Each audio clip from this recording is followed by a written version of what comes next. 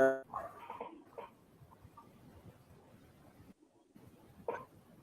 Thomas Bia. We're live ish. Okay, ta fáilte rih a lig. Tá luthar agam manacht go bhfuil Uachtaran and Party, Mr. Herman Kelly, Linne and Nacht, August. Come we've got John Bowler, our US-born Kerry representative, joining myself and Karen, of course. And I will promise everybody that this debate will be there will be no fraud allowed in this debate at all. So that means John Bowler won't be allowed to talk. That means. Right. No, I mean, I visit Philadelphia quite a lot. I know exactly where that counting's taking place. It's right in the middle of Philly. It's beside the Marriott Hotel. Lovely city. But why is it called pencil? Are they still using the pencils on the voting cards? That's my joke. I'll get that out of the way early. But no, serious point. John, I'll start you off, and then I'll bring Herman and then Karen in. John, there's obviously a lot of evidence of fraud, of which the media are downplaying with this. The media keeps saying that Trump's bringing up that there's on no evidence, lampooning them and they're ridiculing them. What do you say, John? Has Trump any chance of turning this around? What's your take on it? I really believe he does. Trump has proven one thing over the last 4 years, actually 5 years, is underestimate him at your peril. They've come at him with everything over the last 4 years, and he's beat them every time they've tried. And the desperation was such in this election that they've forsaken all pretense. You know, you've got the media conspiring together with social media and big tech, and then the Democratic Party. I mean, just the things the obvious stuff that they pulled. I'm probably the oldest guy here by far, and that means I've been through a number of elections. I have never seen voting suspended in the middle of the night before, ever. And then to suddenly come back and the whole tide switches from that point forward. Trump is gaining, and then they shut down the counting, and when they come back, all of a sudden there's all these votes appearing. Just one thing after another. But look, for instance, 180,000 votes mysteriously show up. Mail-in ballots suddenly appear, and every one is for Joe Biden. Now, what are the chances of that? They're not even pretending to be fair about this anymore. It's just gone. And because of all that, there's evidence upon evidence, videotaped evidence and so forth, of all these indications. Now, the thing is that what really trips this is the media conspires. Even Fox News now has gone far afield and just isn't even pretending to be fair anymore. So they simply conspire to say, no, there's no evidence. There's no evidence. If we don't show you the evidence, there is no evidence. It's kind of like the thing when Joe Biden's, all the stuff came out about Hunter Biden, and immediately Twitter just shuts it down and censors the whole thing, even censors the president of the United States, saying if we don't say it's so, then it doesn't exist. And they've just gone far too, well, in their desperation, they've gone so far afield, I think, now that they left themselves open to a number of charges. It's just a matter of getting this past this initial hysteria and into a fair hearing in the courts and probably even the Supreme Court. I think I will predict that in the end he comes out ahead and will be sworn in on January 20th. Right. Interesting. I mean, it would be nice to see it. I mean, he has to overcome Philadelphia, and there's going to be a recount in Georgia, and he has to win Arizona, which was called against him by the media as well. Herman, do you want to come in on that? Well, as I've seen Gavin Riley, I think I've seen him tweeting there this evening that for every presidential candidate, like presidents who ran as candidates again, Trump got the highest vote in 100 ever, and he's got the highest vote in 100 years and the highest former presidential candidate who ran himself. So he picked up I think it was 6 million extra votes compared to the last time.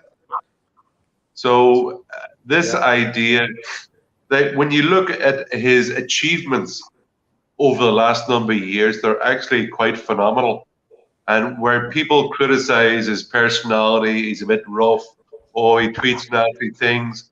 The guy's achievements are incredible. Like, he is one of the few presidents in the last number of decades who has not taken America to war.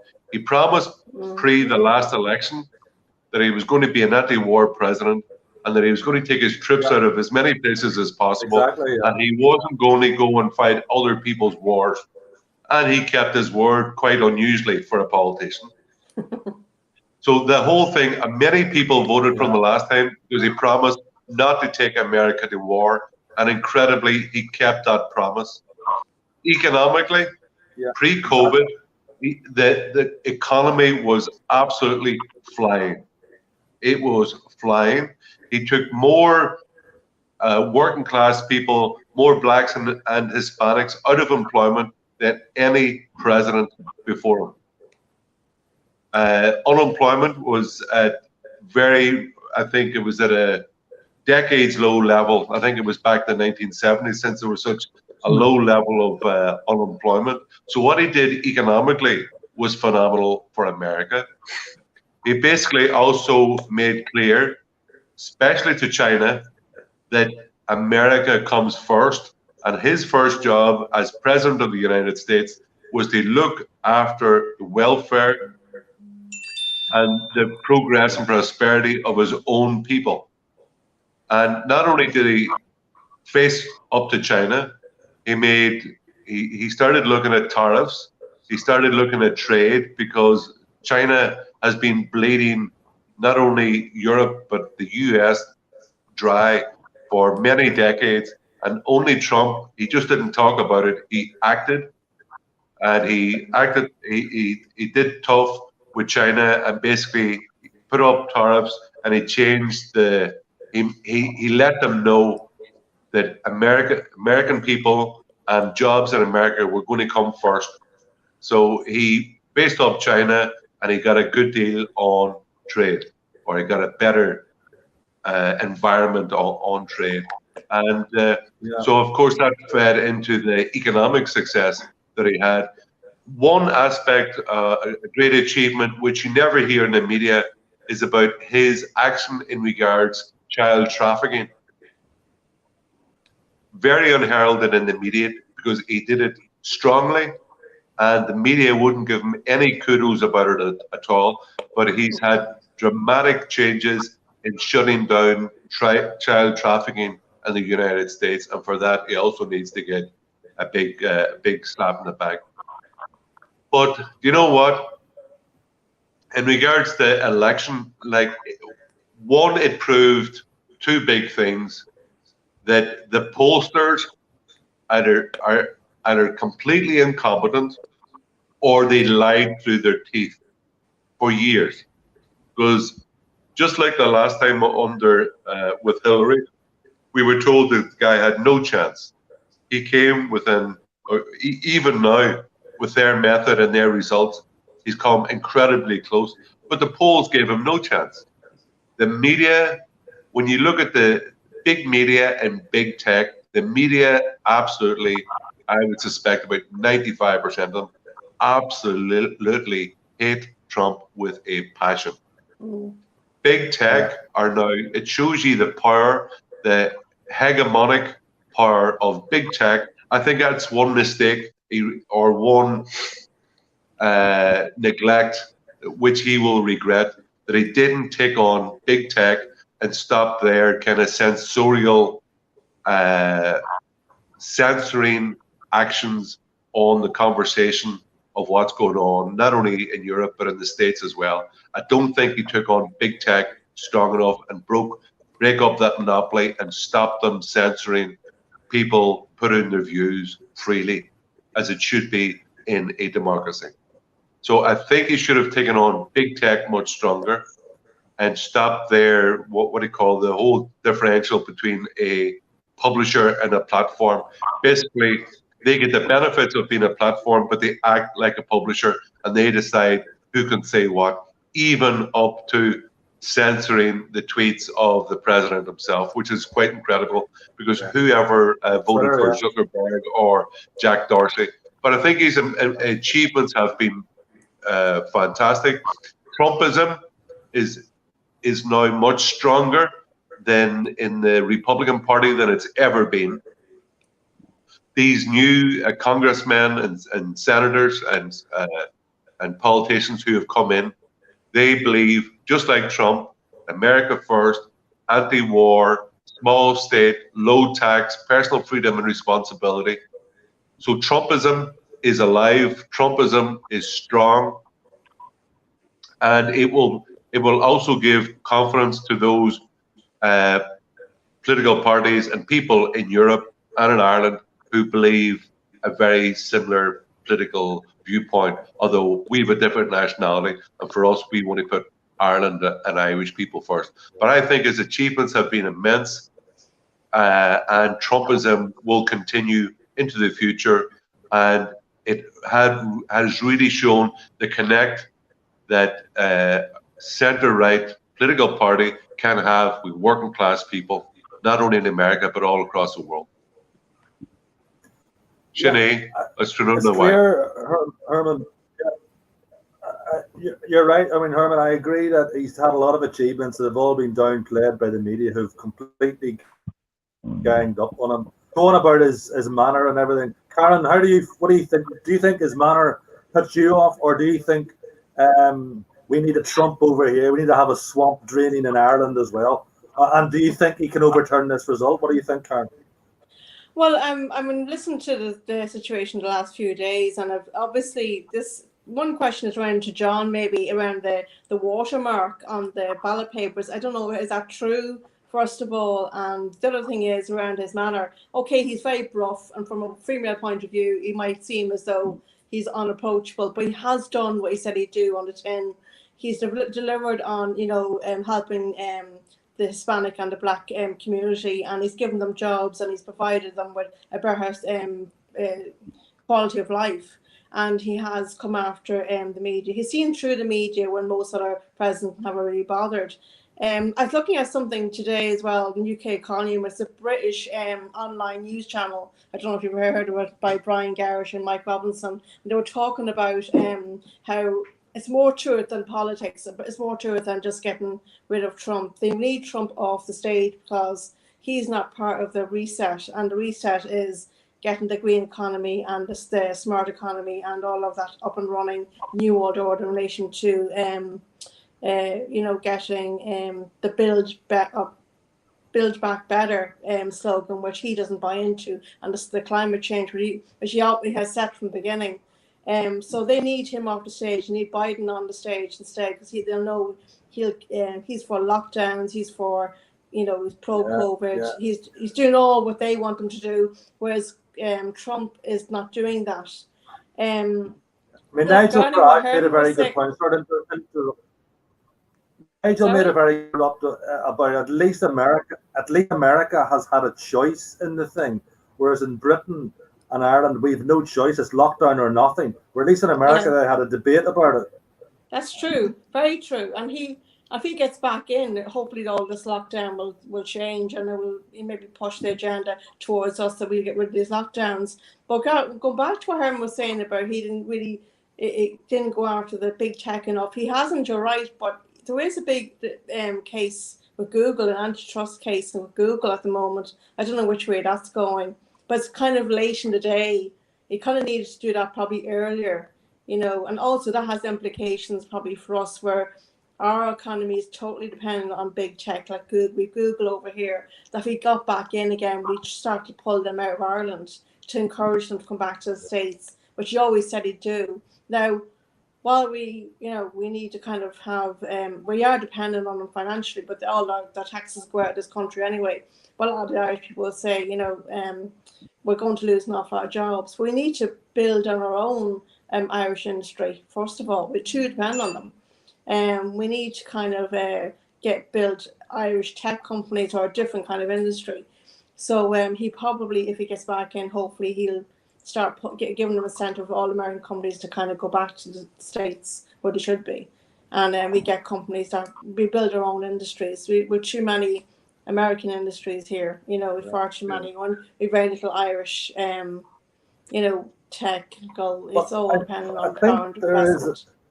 There is an appetite for a Trump in Ireland, John. I mean, do you think taking on from that? Yeah. I mean, John, I mean, we're not put up on Trump getting in, but at least we've had a debate in the States. We need to bring that debate into Ireland front and center, don't we, John? Well, and I think we have to realize, first of all, that this is not, although the election is in America, this is not an American election. The effects of Trump and Trumpism are global, and that the opposition to him is global. You can see it in Ireland. You can see how the media has never said a decent word about Trump because they see him as the same existential threat to their narrative that the American media do and that the big tech in America does and so forth. These are the same big tech companies globally that control what we all know, what we all hear. And they've brainwashed a large section of the Irish people to believe all the negative things that they're saying because they never hear anything else. I was watching some news stories during the election. And well, first of all, the thing about this electoral fraud is that the media's approach is, are you going to believe us or your lying eyes? I mean, we have watched Joe Biden sit with 10 people at a rally, and or no people even showing up, whereas Trump is putting in 50,000 people at a single rally, and yet we're supposed to believe that he couldn't get enough votes to defeat Joe Biden, who can barely communicate and is having severe cognitive difficulties. It makes no sense. Now, I was watching. I think you mean dementia.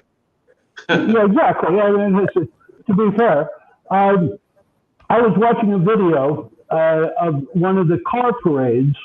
Remember these caravans? And those were not organized by the Trump campaign. Those were completely organic, just put together by his supporters in different areas.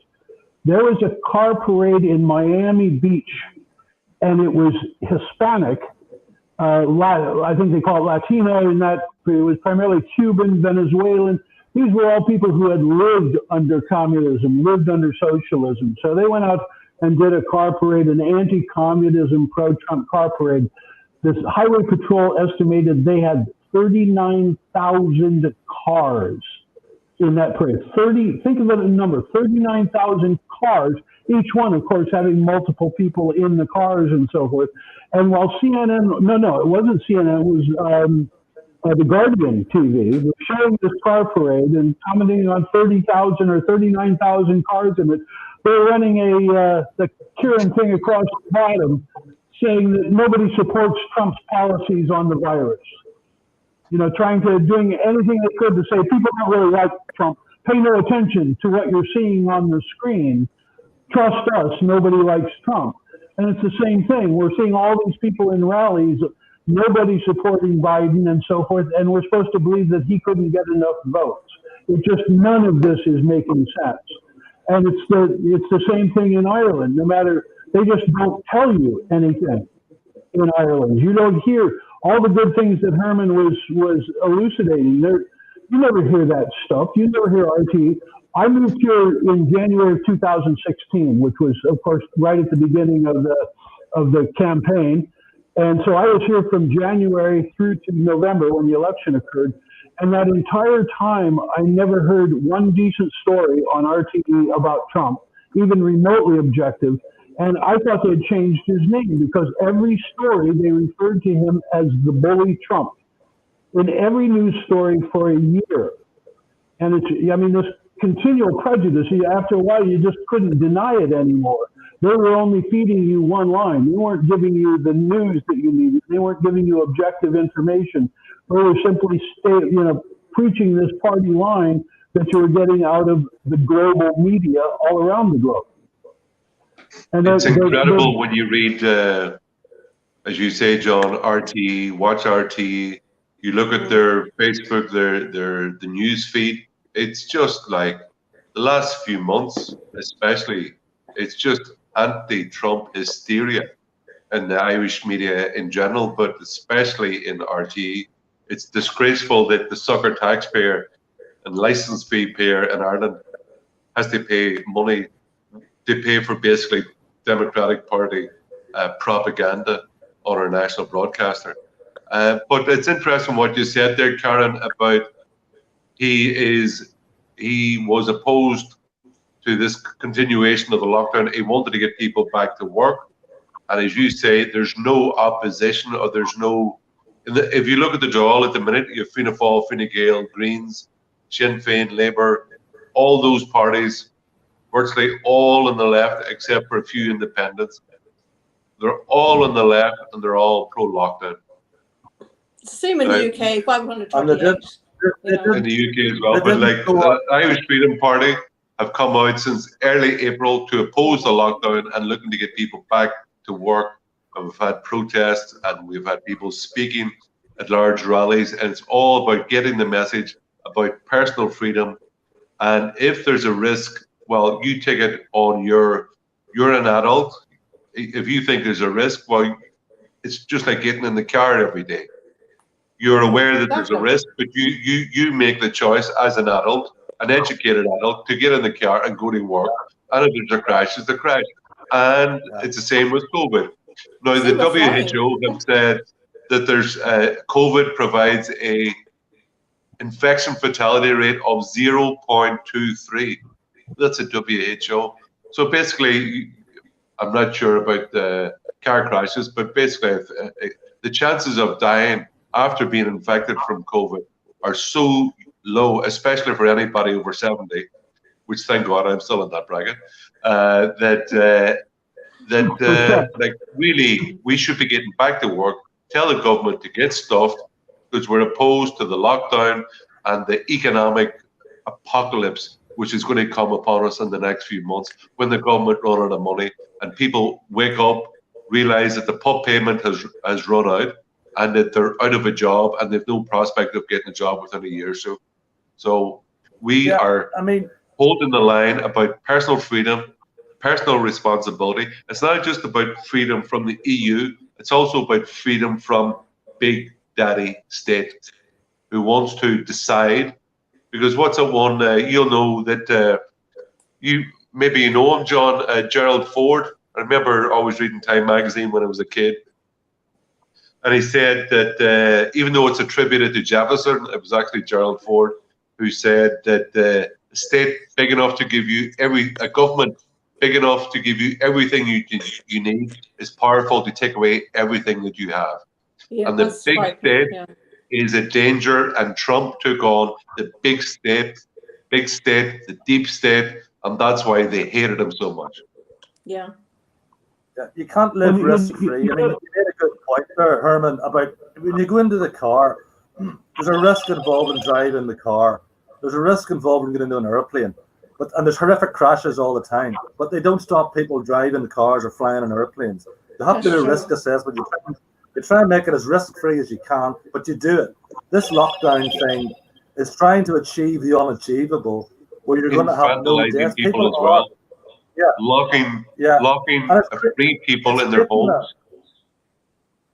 It's creating a laboratory rat situation for us all, and for the elderly people, it's creating no life, and they can't see their family, their young people, their dementia. And given that there's a constitutional right, for instance, this family life, which is inalienable, there's nothing or nobody, no state, no anything can stop me going and seeing my kids, and that's in the Irish Constitution, and the Irish government are basically ignoring it. I see today that Declan Ganley, good luck to him, has taken a constitutional case to the High Court about right to public worship.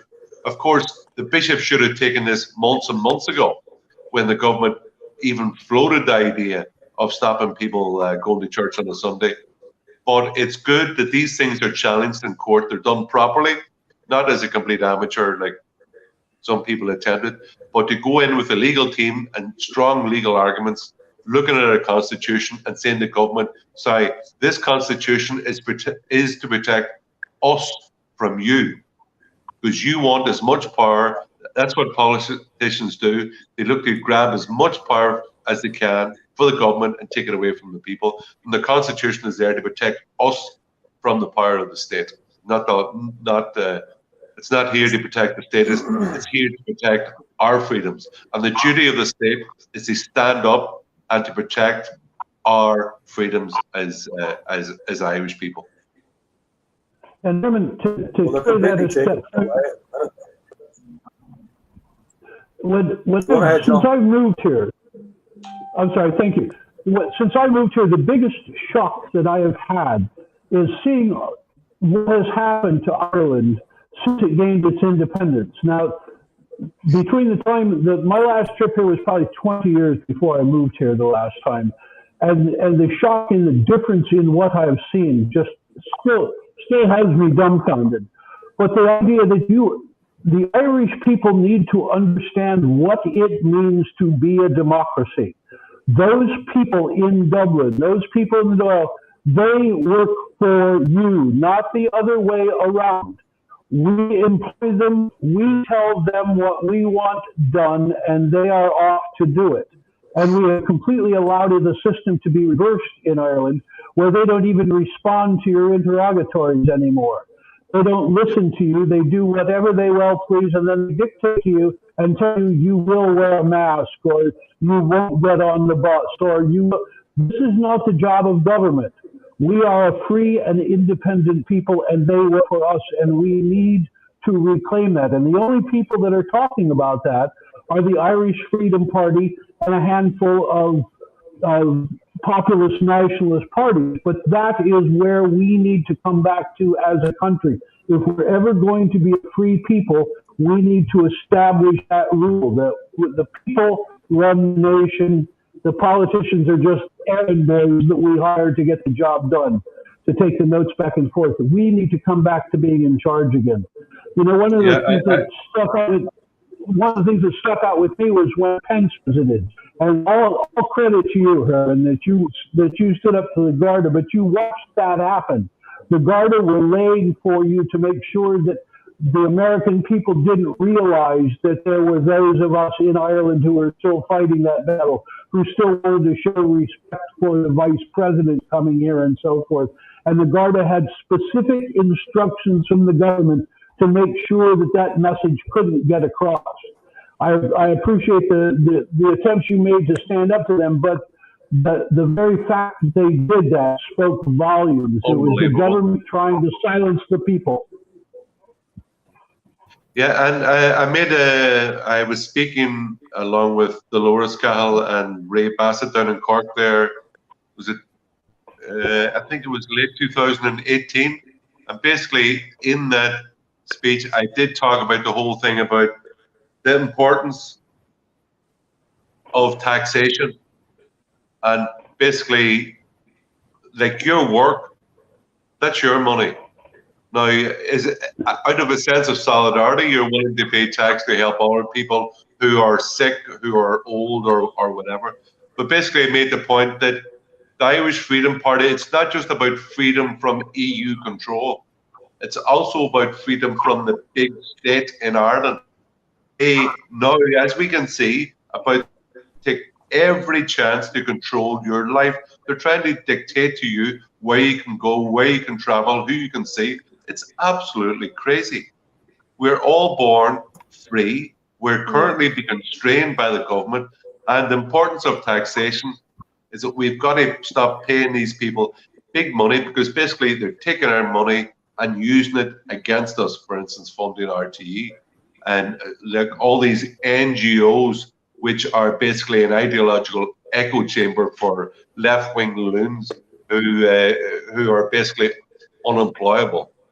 That we've got to make clear and educate people as well about smaller state, lower taxation isn't just important about lower government debt and more efficient services. It's also about being free, a small government.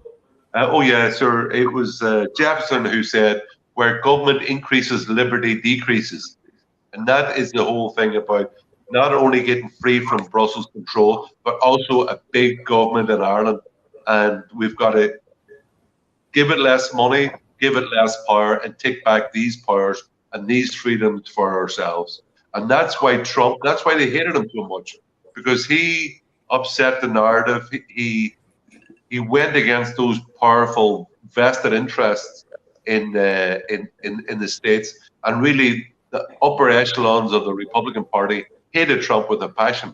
But it was ordinary people who really loved what he had to say, and it was those people who came out in the millions to vote for him in this last election. And as I said, he increased his personal vote by 6 million people, which is no mean feat, given that big media and big tech did everything to shaft him. And Herman, I would encourage you to stop referring to him in the past tense. He's going to beat them at this. We don't know. I think like he's like, you can see with the rallies he had there, as you spoke about, John, incredible. Like there were huge rallies, and like I think there was a day he had 5, maybe even 6. He's certainly 5 in one day. He's a big guy. He's 74, but he's incredibly energetic. He's very brave. He has no fear whatsoever. He's a big guy. He's not going to be rolling off anywhere soon. Now, these votes are going to be challenged. They may go to higher courts. But we all know from history, we all read the news and we've read history, and we all know that the Democratic political machine, be it in Detroit, in Chicago, Boston, or New York, wow, they could teach the world a lot about corruption and electoral corruption. And as I think it was Stalin said, it's not the people who vote, it's the people who count the votes who have the power. And no party has taken that more to heart and made it into kind of modus operandi than the Democratic Party in the States. So these things are going to be challenged. And I suspect, I don't know what's going to happen, but I don't think that Trump will be going away. He'll not be slinking off into the darkness to play golf anytime soon. Some were saying there that he's got a good chance. People said he may win the litigation. So if we sit tight, it may well happen. But when you go back to the 60s, take America in the 60s, when you had Martin Luther King and all that, that was a valiant enough struggle for rights for black people. But take Black Lives Matter now. That argument's past tense. It's just a complete atheist communist organization that wants to overthrow the Western civilization. Yeah. It's basically Marxist. The only Black lives they seem to care about are criminals. Yeah. It's all people who are criminals who are involved in interactions with the police, overdosing on drugs and whatnot. People are dying by the hundreds and thousands in Chicago every year in black-on-black crime and shooting. Nobody cares about that. Children getting shot in the crossfire. You never see Black Lives Matter showing up for any of that. It's only when a criminal interacts with and the tens of millions of interactions that the police have with people every year, and 5 or 10 of these incidents occur, and they're all tragic, but that has nothing to do with the lives of the black people in America. That's why Trump has made so many inroads. He lowered black unemployment to the lowest it's ever been. He got somewhere upwards of 20% of the black vote. In 2016, he got 6%. This time he got 20%. I think he got 18%, if I recall correctly, of the Hispanic vote in 2016. This time it was upwards towards 40%. The minorities are faring much better in Trump's America than they ever did under the Democrats' America. See, an aspect of that, John, as well, is about blacks and Hispanics are doing much better under Trump, is that the whole thing about they're not dependent about Trump, and Trumpism is about making people free and independent of the state. Yes. That they're not dependent on welfare, they're not dependent on food stamps and all these kind of things. That they go out, they get a job, they work hard, they rise on merit, their own personal merit, and don't be sitting at home playing the identity victim card all the time. Yeah. And you have fantastic, there's a fantastic young woman there, Candace Owen, who is a very eloquent defender of personal liberty and a big supporter of Trumpianism and making clear that the Democrats want to keep black people dependent. And it's people with a sharp brain and with a love for freedom who will fight against the Democrat Party and seek to be independent and not dependent.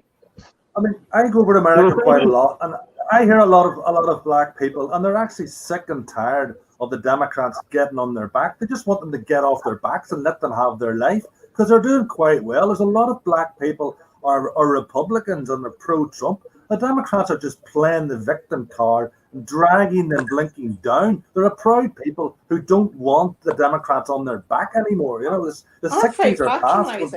That's very patronising to the black community. Yeah, exactly. It can be lawyers, it can be anything. It's like feminism. It plays women as victims. And women are better, and they don't need to be played as victims all the time. You know. Sorry, John, you were going to say there. Well, this all came under being remember. This all came under Lyndon Johnson during the 60s when he took over after Kennedy was assassinated, and he created a program called the Great Society. And that's what brought in the welfare. And the welfare system that he brought in required that there not be a man in the house for the women to qualify for the welfare payments. So that's when you got into all the single parent families with no man in the house. And that's when everybody became addicted to welfare and unemployment and so forth. And black society nosedived from that point on. Johnson, who was a bit of a racist himself, Texas Southern boy, had remarked that he'd have them voting Democratic for the next 100 years because he'd just get them strung out on benefits and welfare. And Trump has woken them up to what is available, just like Herman was saying, what's available to you when you have a free society where you are treated as an equal and not as someone who needs to depend on the government to hand you things. That's the most racist attitude you can have, is that you can't get along without the government. You know, black society was doing excellent after World War II, coming up through to the 60s. Their unemployment was down to ridiculously low numbers. There was the single parent families were like 10%. Everyone was married. They were getting more kids into college. All that was headed right up until that Great Society came in the 60s, and it went down from there. And we are just now, they're beginning to see that was all a Democratic plan, and that's why they've been able to, under Trump, to make such great headway. Do you know, when you compare the Democratic Party in the 60s to the Democratic Party now, it's just like a completely different party. And it shows you the shift in politics in the Western world in general. Because if you look at JFK and the Democrats in the 60s there, he's like a right-wing Republican now. It does show you the shift in political discourse over the last number of years. And it's only Trump now has basically thrown a grenade in against this big heave to the left in academia and the media. And of course, you brought up the thing about treatment of blacks in America. The biggest racist organization in the States at the minute is Planned Parenthood. And their contribution to blacks is basically to wipe out their children. And that's another great achievement that Trump has had, is his attempts to defund these racist organizations, these eugenicist organizations like Planned Parenthood. And also, he's been very successful and has appointed 3 judges to the Supreme Court who are all pretty young and will have a great effect in upholding rights laid out in the American Constitution for all the citizens for decades to come. So he said he would do that pre-election, and my God, I don't think he could believe his luck that he could get, and he successfully appointed 3 judges to the Supreme Court. Wow, he he could just kind of walk off now, off into the sunset, and he's already had a massive effect in regards to putting in 3 Supreme Court judges and also introducing Trumpism, social conservatism, economic liberalism, and America first into the whole kind of political narrative, not only of the States, but as John said, globally. And that's why he is an incredibly important figure. And not just the Supreme Court justices, although that is beyond, that's just wonderful beyond belief. But also he's seated the lower courts with numerous, I think, between 50 and 100 220 federal judges. Yeah, federal judges that are going to have lasting impact. And again, young judges, conservative judges, those things are going to have a lasting change, a lasting change on all forms of American society. But it'll be a return to one, again, keeping one of his promises was a return to a law and order society. Just the number of promises that he has kept is phenomenal. When you see how many promises, how many presidents we've had that would promise you anything to get your vote, but then nothing ever came of it. And Trump has just gone down the checkbook one after another, whether it's the wall, whether it was lowering taxes, whether, all these things that we've already discussed and more that he has kept his word on. And the idea of having a president that actually keeps his word, that is why he had so much incredible support in the American people, because they were used to being lied to. And finally, they got a man who is a man of honor who kept his word. I'd like to take up some in the Karen said an earlier. election. Sorry? Go ahead, Karen. Herman. I never saw an election where there was so little policy discussed. I mean, Biden wasn't challenged on one single policy at all. I don't even think he had a policy. I mean, what all about he his said was son? a time for us to. And What his about son, Hunter? yeah, his son it was Biden, successfully brushed under the carpet. It wasn't even Biden's mentioned. laptop Yeah. matters. There was the media did everything. They shut down the discussion of Hunter Biden, of Joe wasn't even Biden's mentioned. dependence, taking money from China, taking money from Russians and the Ukraine. The guy is so stinking dirty and dependent on these oligarchs and these other countries. It's unbelievable. And the media, all their job was they shut down debate about that. They wouldn't allow it. But I want to take up a point that Karen mentioned there about maybe a lot of women didn't like Trump's personality because he had rough edges and he used to tweet kind of rough stuff at 3 a.m. I wouldn't say after a few drinks because I know that he doesn't drink at all.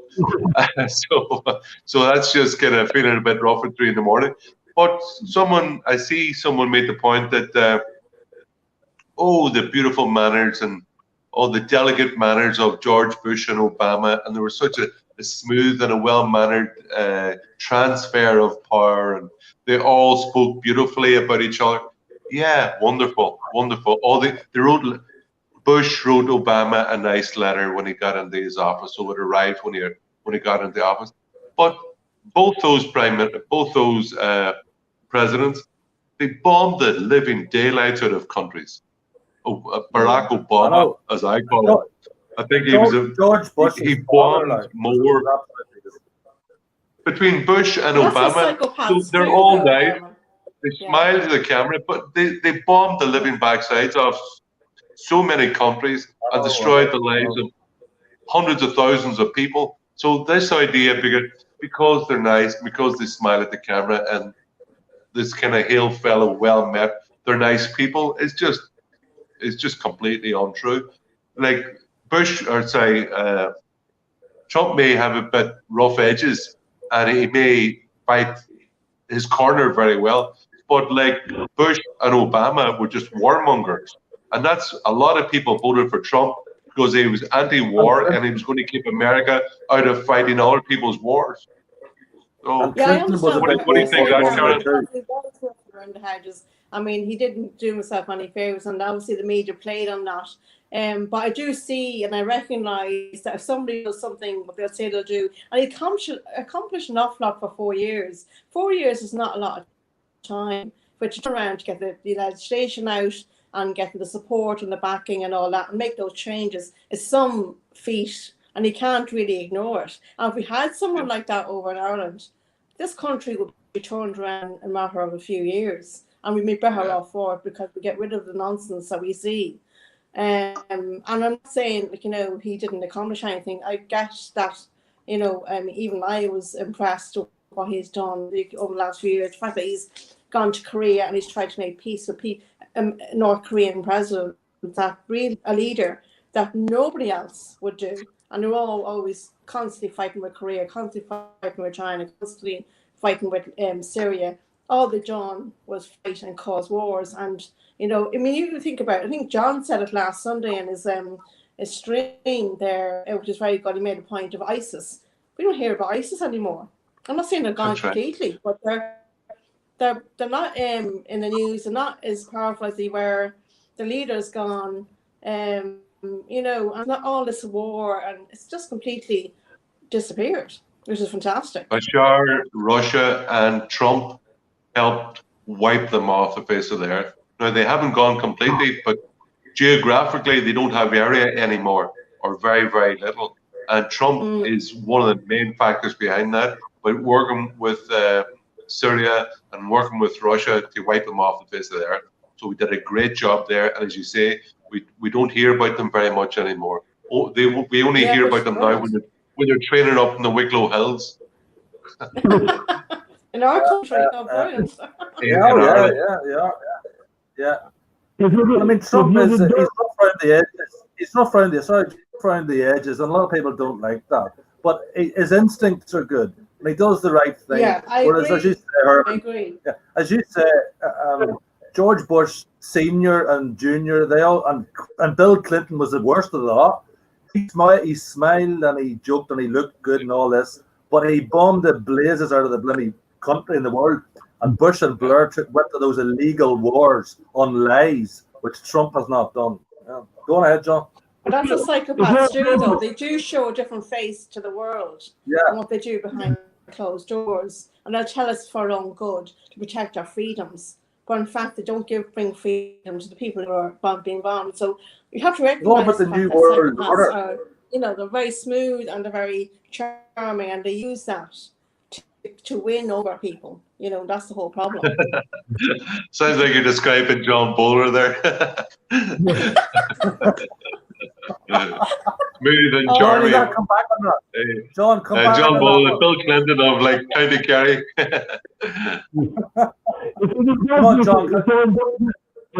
Indulge me for just a second here. Someone sent me an email there. It was just kind of a memed email, but it addresses this thing about Trump's image very succinctly, and it'll just take a minute. But let me run through this list they have.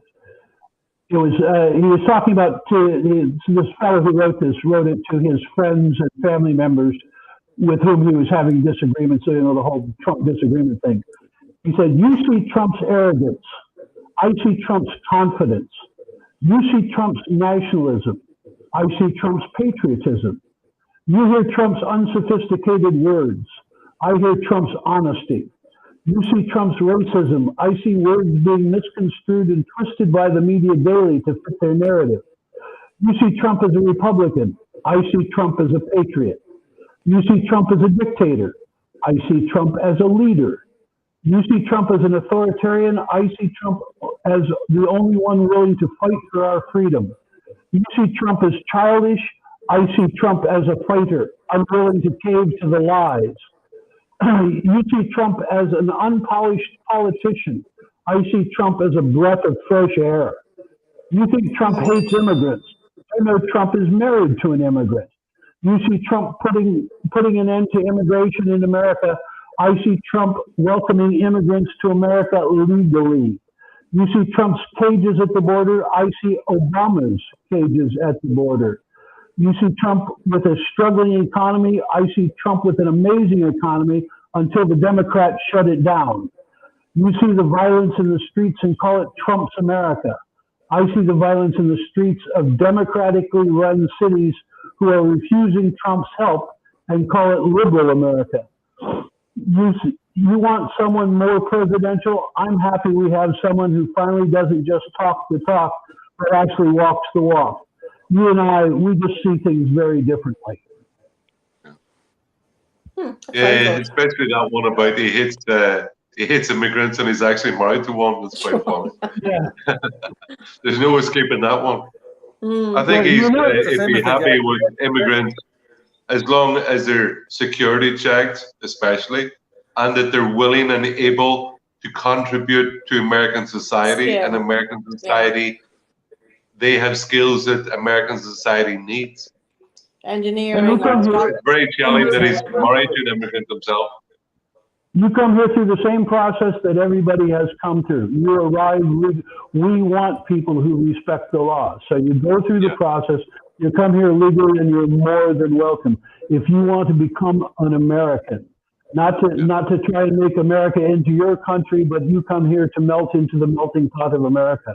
You know, one thing I wanted to reflect on real quick during that, and I mentioned it in my other video that I made the other day, during the whole Hunter Biden laptop thing that came out, and lots of places in America you could find all this, with all this documented evidence, emails upon emails documenting that the Biden crime family were taking millions or billions from China, from Russia, from Kazakhstan, blah, blah, blah, all these places. And, you know, I went, while all that was going on, and it was such a huge controversy, everybody was worried about Twitter censoring the president and all that stuff. I went to RT's website. Not a word. It was as though none of that existed. They didn't want the Irish people to know a thing about that. And it was common. CNN was the same way. These news medias, I mean, you can't imagine a bigger story. That was the biggest political scandal in American history until this trying to steal the election. But they just pretended that it wasn't existing. And then the Irish people can't figure out why they think poorly of Trump when all you know is what RTE and your local rag papers here are willing to let you know. And all they are covering is virus, virus, virus. COVID, COVID, COVID, and that's it. Other than that, they won't tell you anything. Can I just make clear before we finish up, Cathal, that it's good to look over the Atlantic and see in the States a man who will stand up for his country. But it's very important that we, as a party, that he is an American patriot and believes America first. But the flip side is that we are Irish and we believe in putting the interests of Ireland and Irish people first.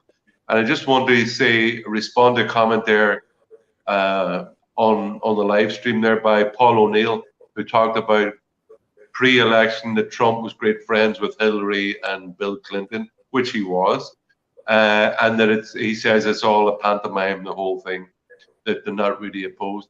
But the thing is that stands out for me, I remember, you can see it on YouTube, that I think it was Barack Obama was speaking at some press event where they make fun, and basically he made fun of and humiliated Trump in front of the TV cameras and of hundreds of other very influential people. And Trump just sat there, said nothing, did nothing. But I'm sure that is the point where he decided, I'm going to get you. No one speaks to me like this, and I am going to make you feel sorry for what you've done here tonight to me.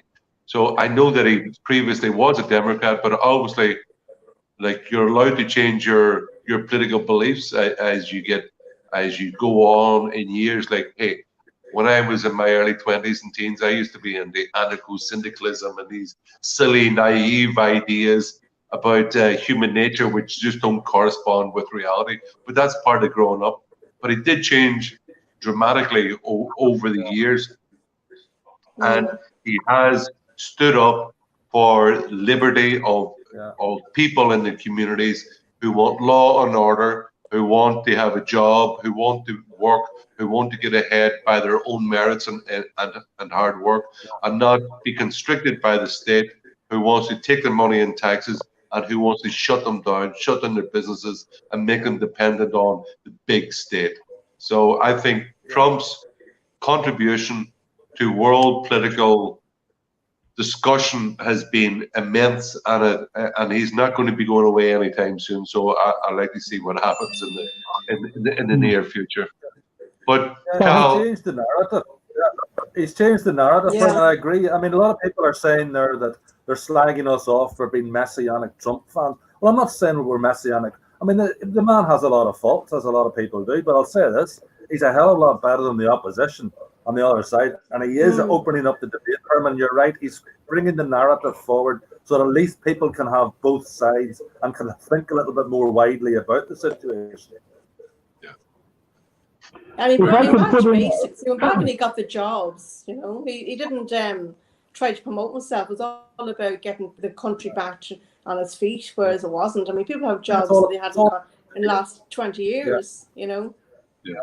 And obviously about this, no, it's not a messianic kind of Trump cult. Like there's very large political and cultural differences between Ireland and America. So we're not being replicating Trump in Ireland, but he does bring up very important philosophical issues about the relation, or political issues about a citizen's relationship with the state. Which is very important, and other people have done it as well, like you have Ron Paul in the States, and the whole relationship between the state and making war and interfering in other people's countries. All these things, of course, Obama, who got an easy ride off the Irish press, incredibly, he went and bombed countries into oblivion. Why did he get an easy ride?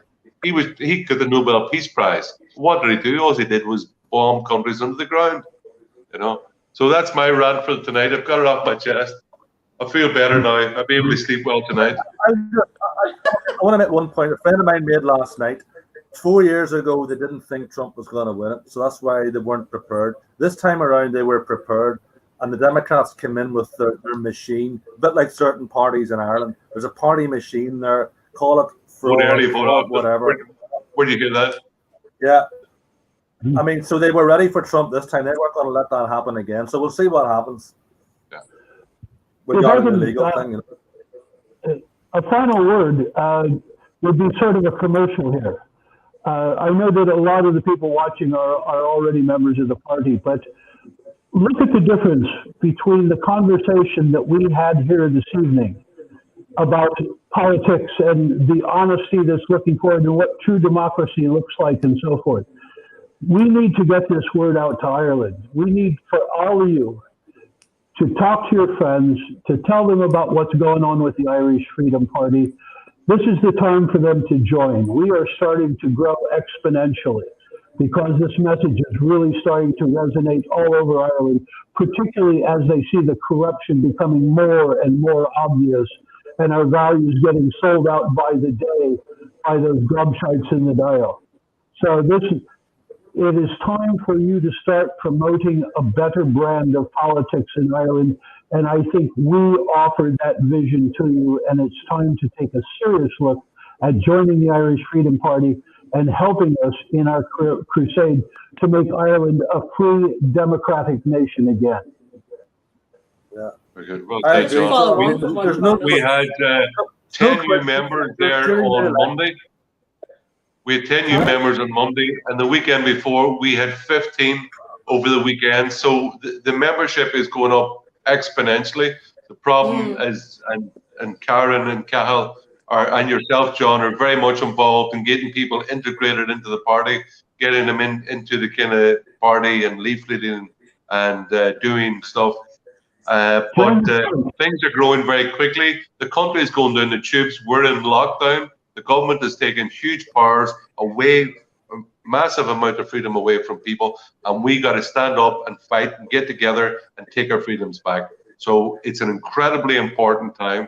Yeah. And if we let the government continue to take these powers, there's no guarantee we're ever going to get these freedoms back. So it's time for people to stand up and be counted. So join the party, get involved, and be a proud patriot. Join the fight. I second that. I mean, I think it's no coincidence during the American election campaign, our membership just spiked. I mean, we've had to bring Karen and other people to help us out with the recruitment drive because we're so snowed under with it, which is good, you know, it's new members.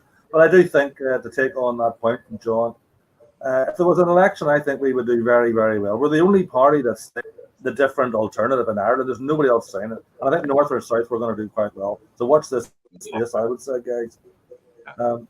Okay, John away. Let's go. Right. That's great. Thanks very much, Cathal and Karen. Right, thanks. Thank you. Thanks, Karen. A And thanks to pleasure. all the viewers. Good This is great comments. Good night. Yeah. We'll see you Good again. night. Slán Good night. Slán live. Colú Sav. Slán live. Good Yeah, to saw. Slán. Very good off.